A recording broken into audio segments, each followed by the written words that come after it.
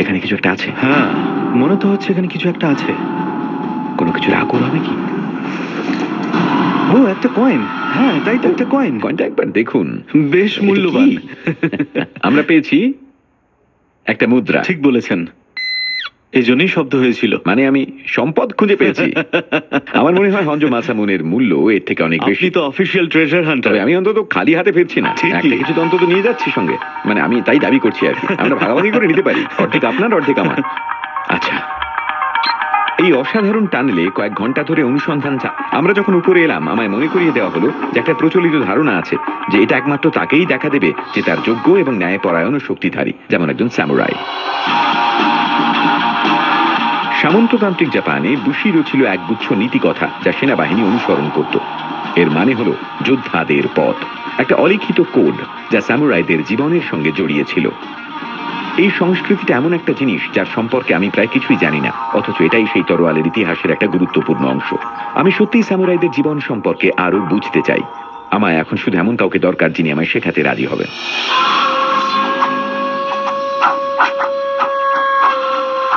ইনি হলেন তেৎসুরো শিমাগুচি। 25 বছর ধরে অক্লান্ত ট্রেনিং করা একজন জাপানি সেন্সেই। তাই এনার সঙ্গে আপনি সচরাচর ঝামেলায় জড়াতে চাইবেন না। কিন্তু উনি আমায় স্যামুরাই ট্রেনিং এর ক্র্যাশ কোর্স করাতে রাজি হয়েছেন, সঙ্গে কিমোনো পরারও। তাহলে এটাই প্রথম। হ্যাঁ, এ তো ভালোই ঢুকে গেল। আপনি এটা একা পড়েন কিভাবে? এটা হিউম্যানের কাজ, তাই না? আচ্ছা, ও আচ্ছা, পিছন দিকে কি হচ্ছে? আরো আছে, আরো আছে। নিজের কানটাও প্রোটেক্ট করতে পারেন। আমার কানটা কি প্রোটেক্ট করতে হবে সেন্সেই? আর সত্যি আপনি কতটা প্রোটেকশন পাচ্ছি? হয়ে গেছে। আপনাকে ভালোই লাগছে। দেখতে ভালো লাগছে? হ্যাঁ। আমার মনে হয় আপনাকে একজন বেশ কুল সামুরাই এর মতো দেখতে লাগছে। আর আমাকে দেখতে বেনিহানার কুকের মতো লাগছে। সামুরাই হওয়ার মূল চাবিকাঠি হলো অনুশীলন। প্রথমে এইভাবে, তারপর মনোসংযোগ করবেন, আর বাঁ হাতটা এইভাবে রাখবেন। আপনার পশ্চারটাই এখানে খুব গুরুত্বপূর্ণ। পশ্চার? হ্যাঁ, সামুরাইরা কখনো একটা পশ্চারেই লড়াই করে না। তারা কখনো এই রকম, কখনো এই রকম, কখনো এই তার রকম। মানে আপনাকে চোখ কান খুলে রাখতে হবে, চারপাশটা দেখতে হবে। সিজিটস, এই সিজাটস, এই শিজিকু। এই সামুরাই হলো দ্রুত মুভমেন্ট এবং কোপানো। এভাবে না, সোজা তাকাবেন। সরি, ঠিক আসলে হাতটা কেটে যাওয়ার ভয় পাচ্ছিলাম। 2, 3, 4। ডান হাত মানে শত্রু নেই, বাঁ হাত মানে শত্রু, আর তখনই শত্রুকে আক্রমণ। বুঝেছি। সেন্সেই একটার পর একটা লেসন শেখাচ্ছেন, আর সেই সঙ্গে তরোয়ালের ব্যবহারও। নড়বেন না প্লিজ। মনে হচ্ছে এবার একটা নতুন কিমোনো লাগবে। হ্যাঁ হ্যাঁ হ্যাঁ, ঠিক এইভাবে, এইভাবে। এরপর আপনার তরোয়ালটা শত্রুর গলায় রাখুন। আমি একটা বেবি সামুরাই এ পরিণত হচ্ছি। Big baby samurai. Big baby samurai, ওরা আমায় এই নামেই ডাকে। আজকের ট্রেনিংটা বেশ ঝঞ্ঝাটের ছিল। আমি বুঝতে পারিনি যে এখানে একটা ফাইনাল এক্সামও হবে। আমার মনে হয় এবার আপনি আমার স্টুডেন্টের সঙ্গে লড়াই করার জন্য প্রস্তুত। ওকে,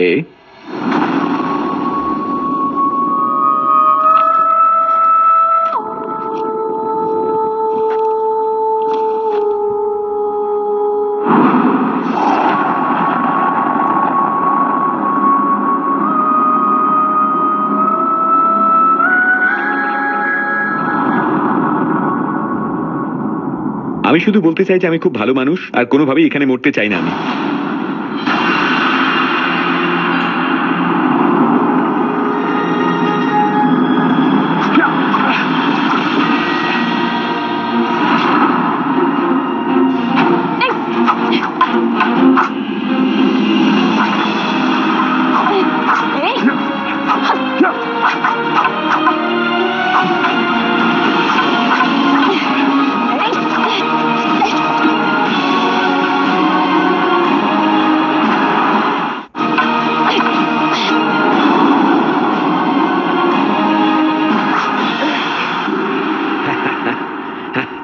আপনি জিতেছেন।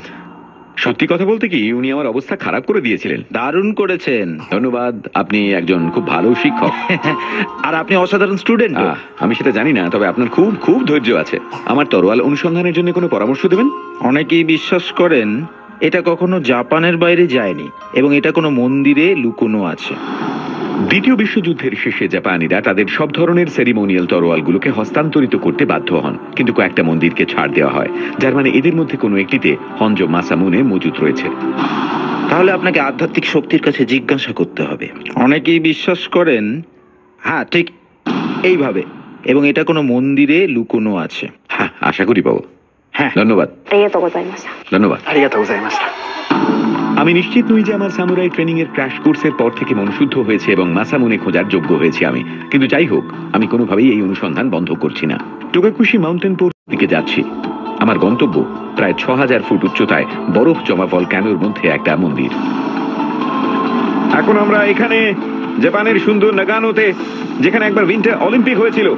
ইন্টারেস্টিং ফ্যাক্ট, এই বছরের উইন্টার অলিম্পিকের আয়োজন হচ্ছে আমার প্যান্টে। কোমরের নিচ থেকে পুরোটা জমে গেছে। রাস্তা ক্রমশ উপরে উঠে গেছে এবং আরো বেশি বরফ জমে রয়েছে। আমি পাহাড়ে পৌঁছে গিয়ে বাইকটা ছেড়ে দিলাম এবং নির্জন হাইকিং ট্রেলে চলা শুরু করলাম। নিজের জন্য জানুন, এই রহস্যময় জাপানি তরোয়ালের খোঁজ গ্রীষ্মকালে করবেন। হয়তো বেশ ঠান্ডা, তবে জায়গাটা অসাধারণ। রাস্তার দুধারে রয়েছে প্রায় 400 বছরের পুরনো সব গাছ, আর তার উপরে সদ্য বরফ পড়েছে।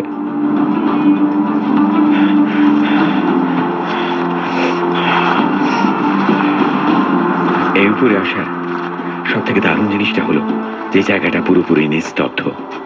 আমার মনে হচ্ছে যেন আমি এই উপরে পুরো একা, কিন্তু আসলে তা নয়। এটা দেখুন,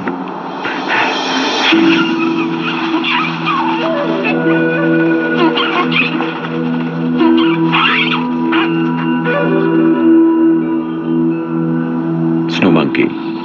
এখানে প্রায় সারা জাপান জুড়ে লক্ষাধিক স্নো মাঙ্কি রয়েছে, আর মানুষ ছাড়া আর অন্য কোন প্রাণী এত শীতল এবং আরো উত্তরের জলবায়ুতে থাকতে পারে না। এরা প্রাণোচ্ছল, এরা মানিয়ে নিতে পারে, এবং সব থেকে গুরুত্বপূর্ণ হলো এরা খুব ভালোভাবে রিল্যাক্স করতে পারে। এদের বেঁচে থাকার মূল চাবিকাঠি হলো এই ভলক্যানিক হট টাবগুলো, যেগুলোকে এই বাঁদরগুলো ফুল টাইম স্পা বানিয়ে নিয়েছে। এই জলগুলো গনগনে গরম, এবং এখানে আপনাকে কোনো লকার ভাড়া করতে হবে না বা টাওয়েল বয়কে টিপ দিতে হবে না। কিন্তু ওদের ভীষণ strict monkeys only membership policy আছে। এই যে স্নোমাঙ্কির সঙ্গে ফাজলামি করতে যাবেন না। আমি স্নোমাঙ্কির কামড়ের থেকে ফ্রস্ট বাইটে নিজের আঙুল খোয়ানোর রিস্ক নিতে রাজি আছি, তাই আমি আবার চলতে শুরু করলাম।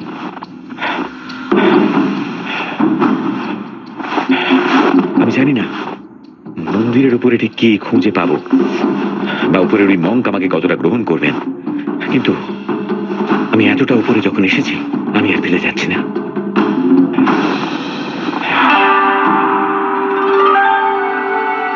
কয়েক ঘন্টা টেনে হিচড়ে উপরে ওঠার পর আমি যা চাইছিলাম বরফের চাদরের মধ্যে থেকে সেটাই দেখা দিল। টোকাকুশি পাহাড়ের চূড়ার মন্দিরের প্রবেশদ্বার।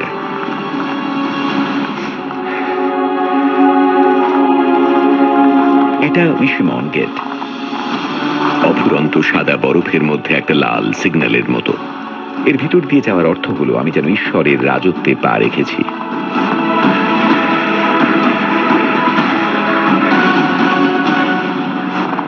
ওকে, এবার উঠবো। টোকাকুশি মানে হলো লুকোনো দরজা। জাপানের পৌরাণিক কাহিনীতে এখানেই সূর্যের দেবতা প্রতিটি দিনের শেষে নিজেকে লুকিয়ে রাখতেন, আর এখন এটা জাপানের সব থেকে পবিত্র শিন্টো মঠগুলির মধ্যে অন্যতম। প্রধান পুরোহিত পুরো শীতের সময়টা এখানে একাই কাটান, এবং আমার সঙ্গে তিনি দেখা করতে রাজিও হয়েছেন। নমস্কার, ভিতরে যেতে পারি? ধন্যবাদ। একজন অতিথি হিসেবে ভিতরে আমন্ত্রণ পাওয়াটা ভীষণ আনকমন এবং একই সঙ্গে সম্মানেরও বটে।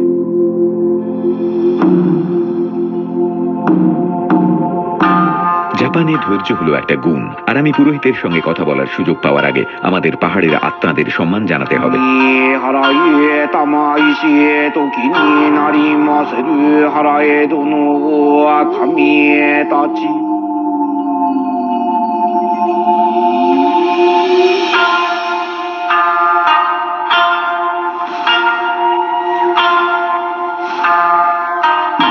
নমস্কার। সবার আগে অসংখ্য ধন্যবাদ আমাকে এখানে আসার অনুমতি দেওয়ার জন্য। আমি জাপানে এসেছি কারণ সেই বিখ্যাত হনজো মাসামুনের গল্পটা আমার দারুণ লেগেছে। জাপানের সেই হারিয়ে যাওয়া তরোয়াল, আর আমি শুনেছি যে মন্দিরের ভিতরেই কোথাও হয়তো সেই সম্পদটা রাখা রয়েছে। আচ্ছা, এই মন্দিরের ভিতরে কোথাও কি কোনো সম্পদ আছে? হ্যাঁ, এই মন্দিরে একটা পুণ্যের স্থান বা গোশিনটাই আছে। একটা বস্তু যা ঈশ্বরের অস্তিত্বকে ধরে রাখতে পারে, যাতে আমরা সেগুলো পৃথিবীতে দেখতে পাই। আচ্ছা, আপনার কি মনে হয় যে তরোয়ালের মতো কোনো জিনিস মন্দিরের পবিত্র বস্তু হতে পারে? অবশ্যই সম্ভব। তরোয়াল অস্ত্রের থেকেও বেশি কিছু হতে পারে, একটা মহান ক্ষমতার চিহ্ন।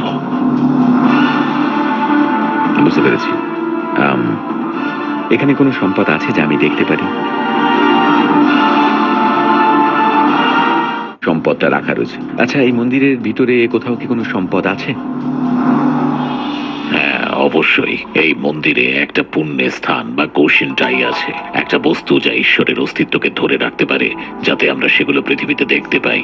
মন্দিরের কোনো পবিত্র সম্পদই দেখা উচিত নয়, কিন্তু আপনাকে আমি বলতে পারি, আমাদের সম্পদ কোনো তরোয়াল নয়। এখানকার আসল সম্পদ আপনার চারপাশে রয়েছে, এই গাছ, বরফ, আকাশ। এই গাছগুলো পবিত্র, এই প্রকৃতি পবিত্র, প্রত্যেকটা জিনিসই তরোয়ালের মতোই মূল্যবান এবং সুন্দর। হ্যাঁ, সেটাই হলো আসল পুরস্কার। ধন্যবাদ। ধন্যবাদ।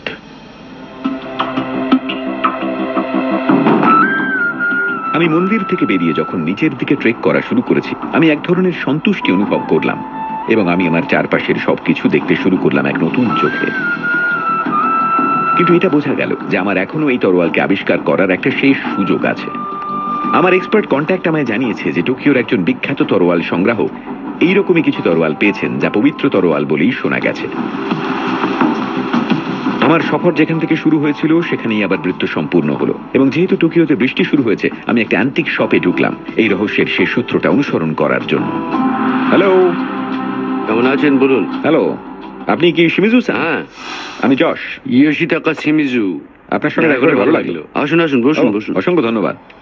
ইয়োশিতাকা শিমিজু হলেন একজন বিখ্যাত তরোয়াল সংগ্রাহক, আর পল মার্টিন হলেন একজন পরিচিত ব্রিটিশ কিউরেটর, যিনি এখানে এসেছেন মিস্টার শিমিজুর সংগ্রহের নবতম সংযোজনটার মূল্যায়ন করতে। আপনি কতদিন ধরে সংগ্রহ করছেন এই তরোয়ালগুলো? আমার পরিবার সেই 1874 খ্রিস্টাব্দ থেকে তরোয়াল সংগ্রহ করছে। আপনার পরিবার 1874 খ্রিস্টাব্দ থেকে তরোয়াল সংগ্রহ করছে? এগুলোর মধ্যে কি এমন আছে যা এগুলোকে আপনার কাছে এতটা স্পেশাল করে তুলেছে? আমার মনে হয় জাপানি তরোয়াল সম্পর্কে জানা হলো জাপানি সংস্কৃতি সম্পর্কে জানার সব থেকে সহজ পথ। うちにご覧に入れたい刀があるんですけども見ていただけますでしょうか。 ওনার কাছে একটা খুব স্পেশাল তরোয়াল আছে, দেখতে চান কি? একটা খুব স্পেশাল তরোয়াল? হ্যাঁ। অবশ্যই দেখতে চাই। অসাধারণ, ধন্যবাদ। জাপান জুড়ে আমার এই সফর যেন এরই অপেক্ষা করছিল। বাক্সটাই কি দারুণ!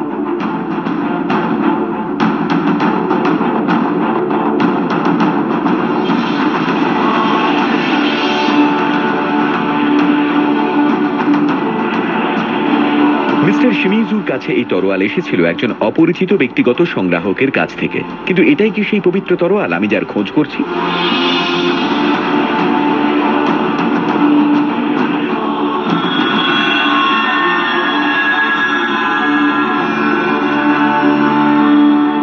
এটা অপূর্ব, এটা সত্যিই অপূর্ব। মানে আপনি যখন এটার ধারের দিকটা দেখবেন, এটা অসম্ভব রকমের ধারালো।